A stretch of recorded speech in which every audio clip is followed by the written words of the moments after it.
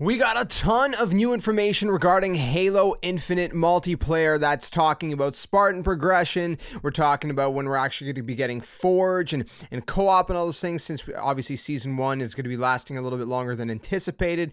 A lot of information in this video, so if you guys do enjoy it, like, we super appreciate it so more people can see it. If you don't like it, it's fine. Dislike it, subscribe. If you want to stick around for more gaming content, make sure you guys hit that notification bell as well, because YouTube is weird. They never send out the videos. I don't know why they do that. It's strange. Anyways, we're going to jump into this. Hope you guys have been enjoying Halo Infinite multiplayer. They are working on bettering, obviously, the whole, I guess, experience, right? The gameplay itself, a lot of fun, but everything surrounding it obviously needs to be built upon. It's understandable, and thankfully 343 is addressing it all, and they're working towards it, okay? So they talked about a couple different things.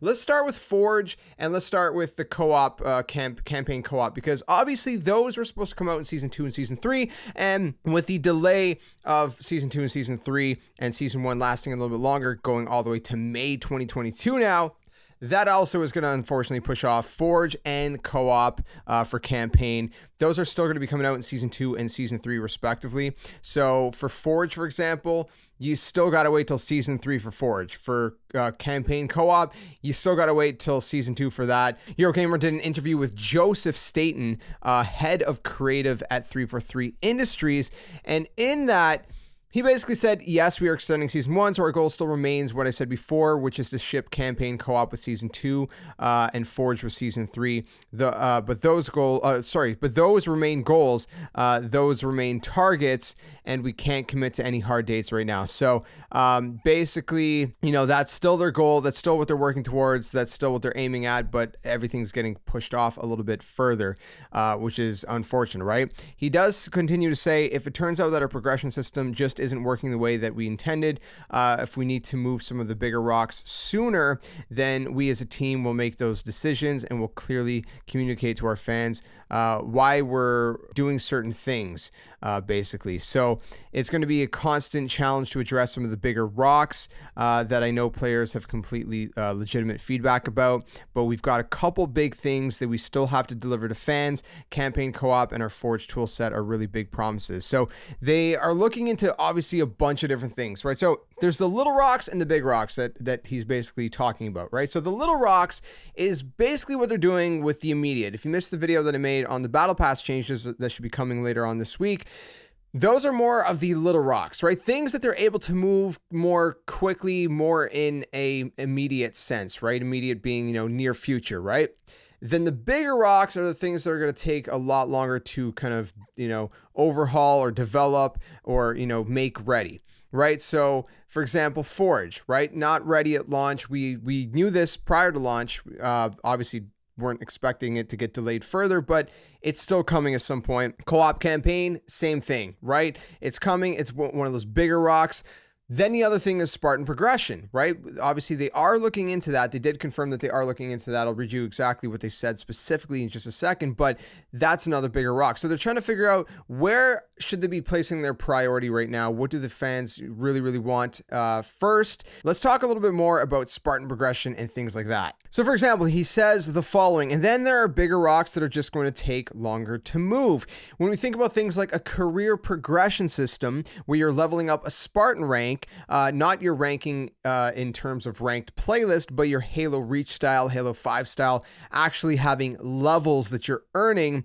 Those are systems that we wanted to land for launch, but are just going to take more time to land. And then again, he goes on to say, like we've already read, that it's going to be a constant challenge to address some of those bigger rocks.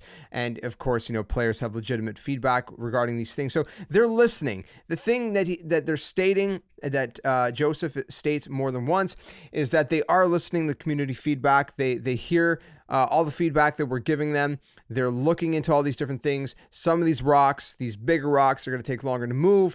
And again, they got to focus on certain things, right? First, whatever they feel that the community wants more, I guess, is probably what they're going to focus on primarily. At least, again, that's what I'm getting from this interview. What he did specifically say regarding, balancing the priorities and basically, fan feedback is the following. He says, so even with a big game like Halo, a big team like the Halo team, we do have multiple priorities. So it's not like they're focusing just on one thing, right? That was kind of maybe my bad. Maybe I painted that like as if they're only focusing on one thing. Obviously, they're focusing on multiple things, but there are certain things that come in an order, right? In a line. So they do have multiple priorities that they're always trying to balance. And so it's going to probably take a little bit more time than players would like to move some of these quote unquote big rocks. He says, what I really want everybody to understand is we absolutely hear them and they are our priorities too. We just have a lot of big priorities that we're trying to balance. And then the next year is really going to be a lot of that work, right? Just us trying to figure out how can we get things out as quickly as we can, but also high quality across every platform.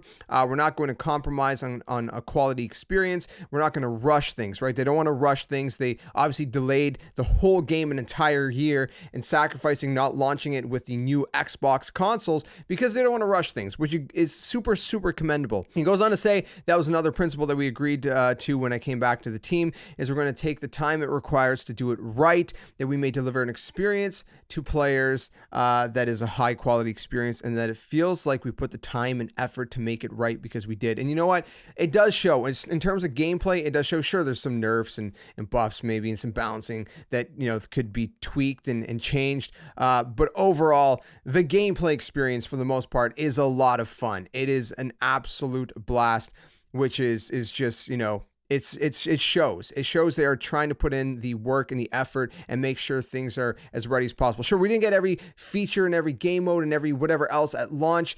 That's part, yeah, it's disappointing at launch, but we have a great gameplay experience for now, a great foundation, and over time they're going to add, all these different things, right? Which is obviously good to hear. So most of the rest of the interview is basically campaign focused. I'm not really going to go too much into that. I will link the whole interview down in the description below if you guys want to go read it in its entirety. It's pretty lengthy. But basically, the one thing I will touch on in the campaign side of things, he was asked, is there going to be some kind of, meaningful DLC for the campaign, right?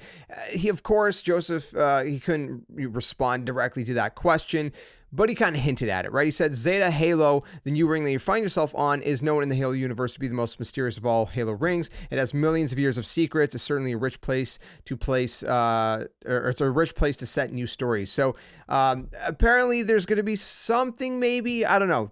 Again, he seems to be hinting at the fact that we're going to get some kind of, DLC campaign story in a DLC format in the future, but is not really confirming it either. So anyways, that's pretty much it for the video, my friends. Just want to quickly give you guys that little bit of an update. Just hang in there. They're looking at everything. Spartan Progression is coming, right? It's confirmed. It is coming. Don't know when. He says it is a bigger rock. It's going to take some time. Hopefully not, hopefully not like by season 5. Obviously, hopefully it's a little bit sooner. Maybe season 2, season 3, season 4. I don't know when it's going to come out. But obviously the sooner the better. But at the same time, understandable that, obviously they're doing their best. They have a lot of priorities to work on. They don't want to rush anything. And of course, the state of the world right now is making things a little bit tricky to work through. But at least the game so far, the core fundamental, the foundation, is pretty good. They're moving some smaller rocks in the near future, and the bigger rocks are going to be moved, in the long term. It is coming. They're listening, and that's a good thing. So let me know what you guys think in the comments below. Again, if you enjoyed the video, leave it a like, dislike if you didn't like it, and subscribe for more gaming content. I'll see you guys soon in another one. Stay safe, stay well, and until then, game on.